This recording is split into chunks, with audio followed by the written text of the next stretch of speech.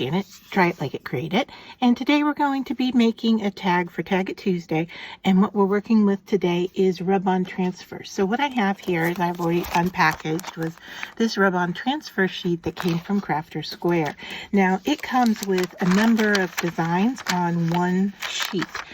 And what I recommend doing is cutting out the design you want, because you don't want to accidentally transfer an image that you really don't want on your project. So what I have here is just some washi tape that I'm going to use to hold my tag in place.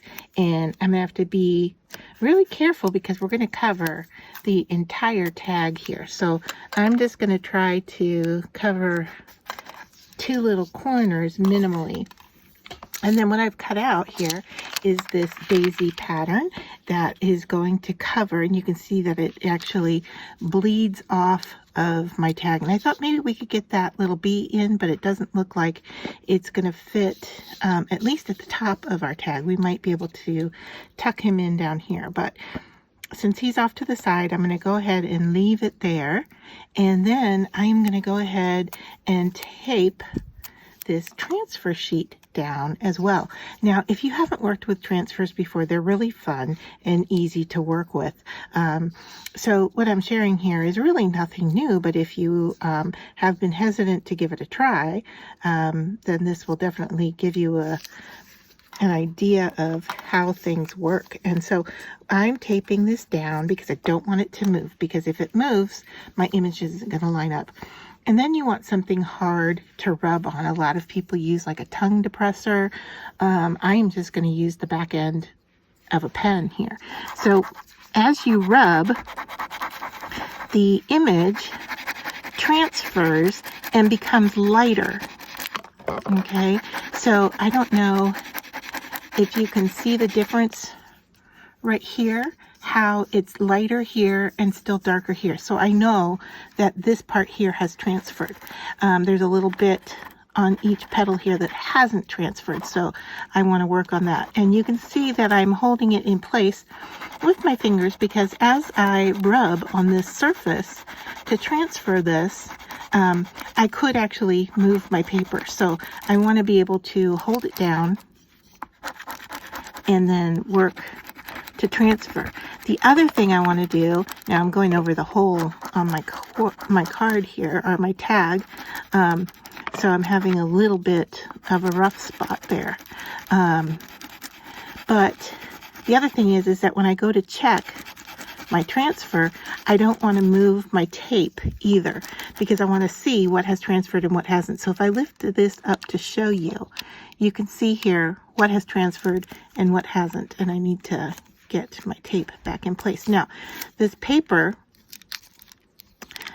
is a little bit waxy, and so your tape isn't going to hold it in place all that well. And so that's why I recommend also holding it down with your fingers. And your fingers, even pushing down hard on this with your fingers, isn't really going to transfer anything. You need to really give it some pressure to get things to transfer. All right, so I am just spreading out two fingers and then rubbing rather with a bit of pressure in between those two fingers. And I don't want to go, like I said, anywhere else on my paper for fear that it might shift or move on me. But there isn't an easier way, really, to get an image down than this, other than, I don't know, maybe using your printer to print an image. But this is fun because you can place it where you want it. Now I'm doing it on a tag, which is paper based, but I have seen people, do rub down transfers onto fabric and then use that in their junk journals and so forth. So that's another option that you might want to think about. Now, because I'm rubbing this image down here onto the surface, obviously I'm scratching it into place, which means it could be scratched off as well. So you really don't want to put it in a place that's going to be overly abused, I guess, overly used, like a cover of a book or something like that. But inside a journal, for a card, something like that would work just fine for this process. And like I said, I am really going in here with some pressure to get this to transfer.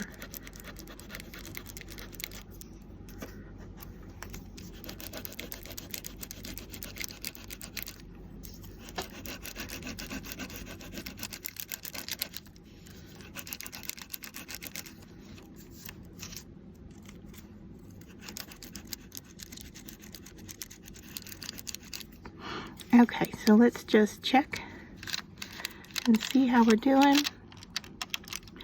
A little bit right here, I'm almost off camera, but this little area here needs a little bit more, and maybe right there as well. And you can see why holding this down with my fingers, because that's starting to curl up on me, becomes really important. All right, so let's check those as well. And I've got just a little bit over here that I want to go over again.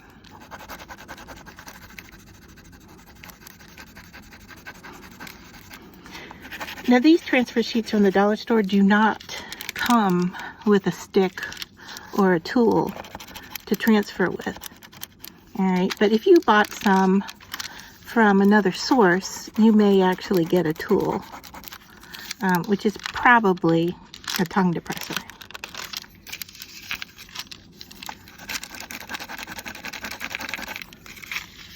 All right, this is starting to wiggle on me, so I think I'm going to have to call it quits, because if the alignment is off at all, we'll be able to see it in that image. So let me remove these, and then we can take a look closer to the image. And that was kind of a luck there. All right, so what I am working on here is, this was just decorative paper that I had made two-sided by putting wrapping paper on the back. So it's a little bit nice, stiffer. So now that I have my image here, I could go in and color.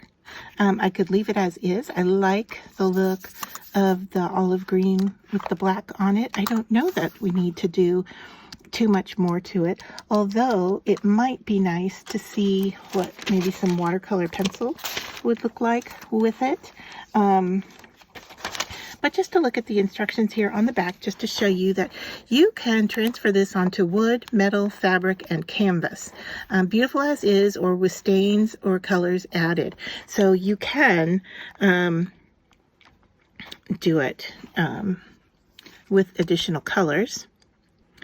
And then it doesn't say, nope, it doesn't say what the material is itself that you're transferring, so I can't, it does have a little bit of a waxy feel to it. So I'm thinking if we were to, you know, use some watercolor pencil, that it would work fine with those black lines. And so I'm just trying to grab some here.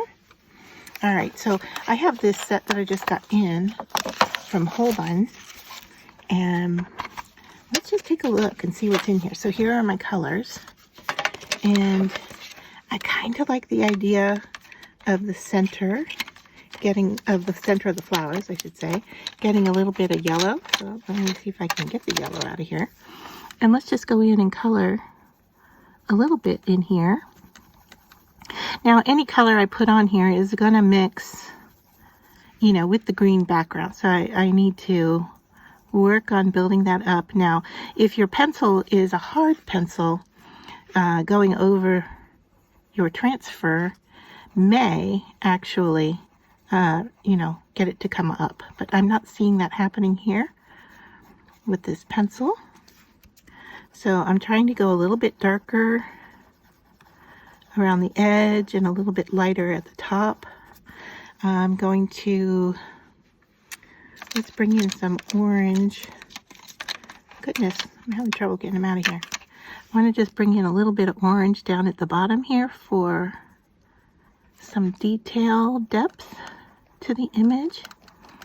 And then we'll go in and do a little blending and see how that blending works with it, and if the blender actually moves any of that. So what I have here is a colored pencil blender, and we can just kind of go in here and go over it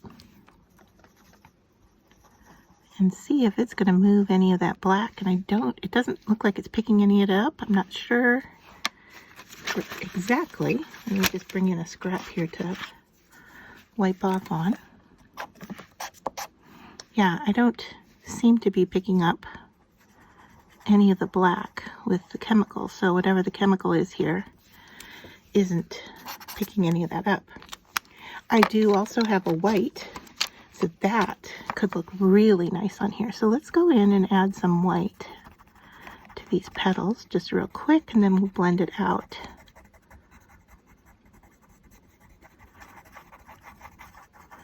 So I'm not even being careful where I put the white necessarily, because like I said, I'm gonna blend it out into those areas. So this is kind of like, you know, working with a stamped image, but of course here we are working with a rub-on transfer instead.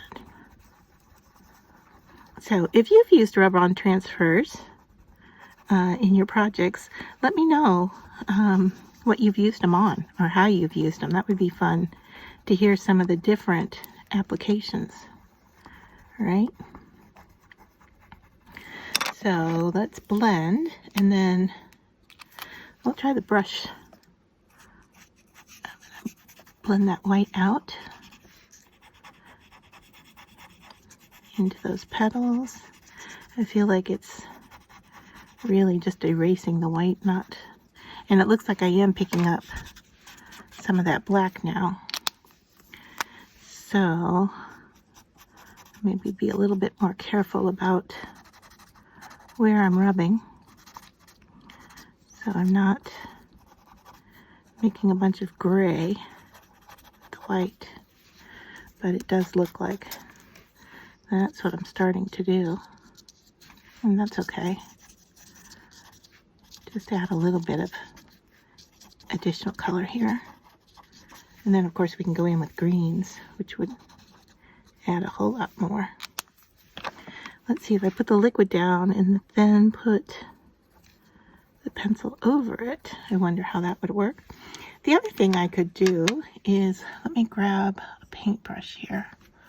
I'm looking to see where my water brush is.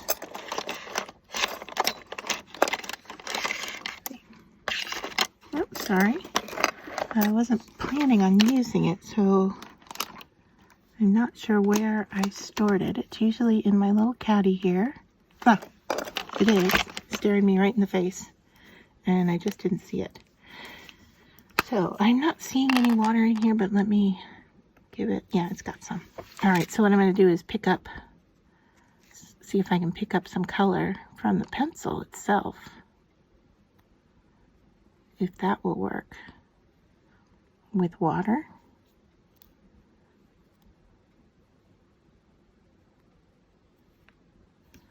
And it is not, so let's try. Okay, my blender just ran away from me. Let's try picking up some of the white with the blender. And I apologize, these are not watercolor pencils. These are colored pencils with a chemical blender. So let's see, am I picking up any of this? But I could put the blender down and then go over it with the white, and I might get a different look there, which could be really nice for these petals that are down here underneath. Let's see if we can bring something to those a little bit.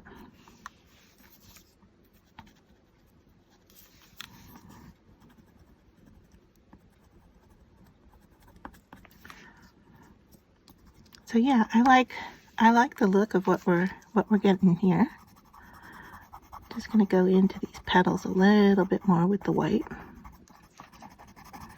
And maybe not even blend, but just add some white. So you can start to see the difference on these petals. It's subtle, but it is showing up.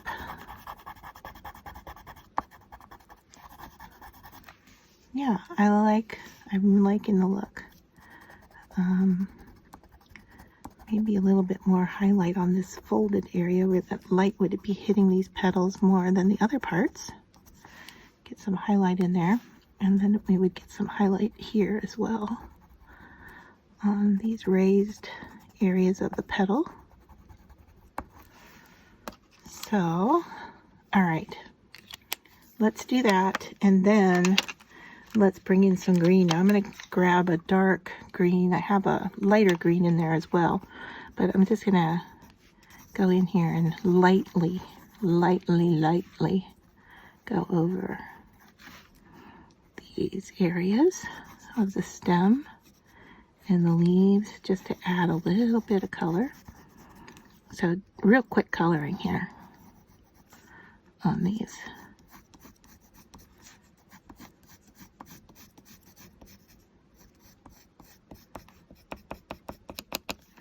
And then I can bring in the lighter green just as a little accent on some of this, just to kind of do a little color blending on the stems, like so. And there is my tag. I'm going to call this quits. I am not going to put a sentiment on here. I'm going to leave it as is. And